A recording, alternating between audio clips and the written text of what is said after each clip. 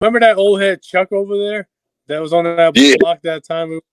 That dude like called me out to fight, and we ended up like having a little situation.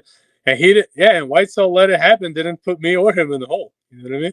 Oh yeah, yeah. Oh, that's what's up. Okay. He showed some old school in him, huh? It was more because he fucks with Chuck more than me, though. You know what I mean? Yeah. Oh, I gotta tell you this story. This is a funny ass story. And to be fair, I will say I did learn a lesson that day. I'm a man to admit that.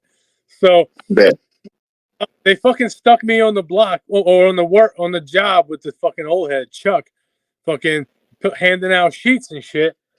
It was once a week, like on Wednesday or whatever the day was. And the first time I ever did it, I threw like a little temper tantrum, like a little fucking kid, and cursed him out and all that. Because he's like a cop. He acts like a cop. Yeah, exactly.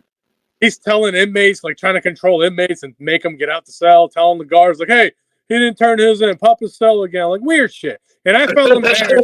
Yeah, like what the fuck is we doing here, bro? And then you got me with you. You got me with you doing some cop shit, bro. That ain't gonna work.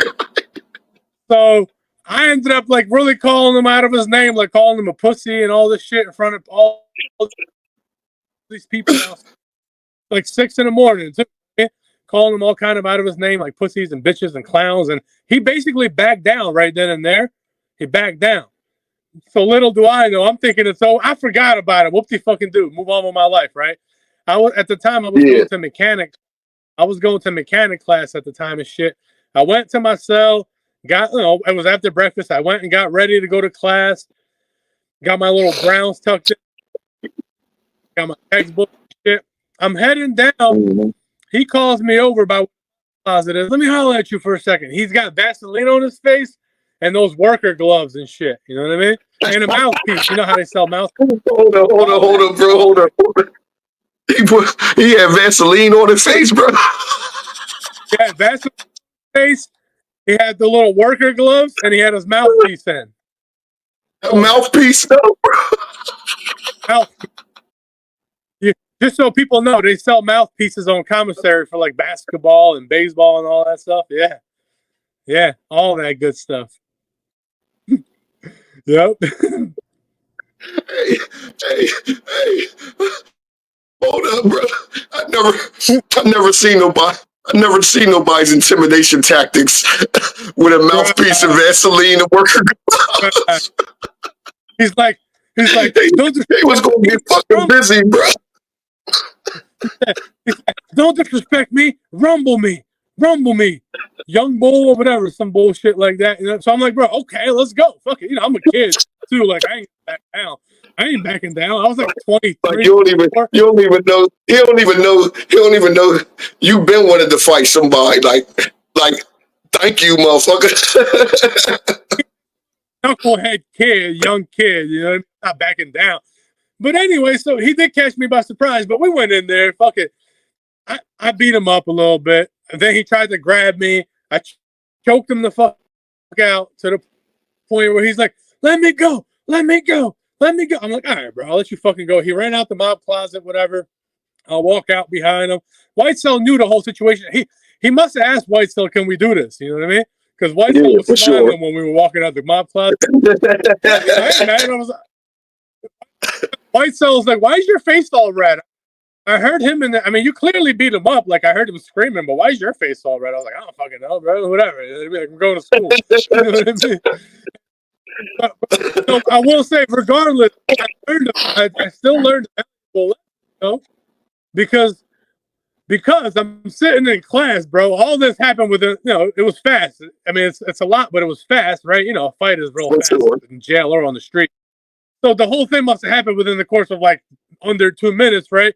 Then I'm in class and shit, like trying to pay attention to what the people are saying, but I'm also trying to rewind what just happened. I'm like, bro, what the fuck just happened, bro? This fucking lunatic just fucking tried to pull some scare tactics, some old school penitentiary lifer shit they used to do back in the day, like some scare tactics shit on me. Lucky for me, obviously, I'm not, I'm okay in these situations. I've been in crazy situations and I handled it. Like, lucky for me, I guess I'm all right. I got through it and I fucked him up and all that.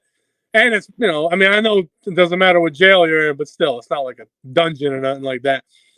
But still, I was like, bro, you know what? I need to fucking check myself though, just because like anything could happen. You know what I mean? Like, and regardless, like, what if he did have a whack or something like that? I still like my chance. You know, maybe it's the knucklehead in me. I still like my chances of somebody. No, you're supposed to like your chances, because if you don't, you're gonna lose before you get there. Right, but regardless, why do that over something stupid? Like, it wasn't even about me gambling. It wasn't about the fun. It was about me not controlling my emotions in a better way. You know what I mean? It was my fault. End of story. He was acting like a dickhead, but that's his problem, not mine. I was wrong. I checked myself right then and there, and I think something changed after that. But I learned a valuable lesson for sure.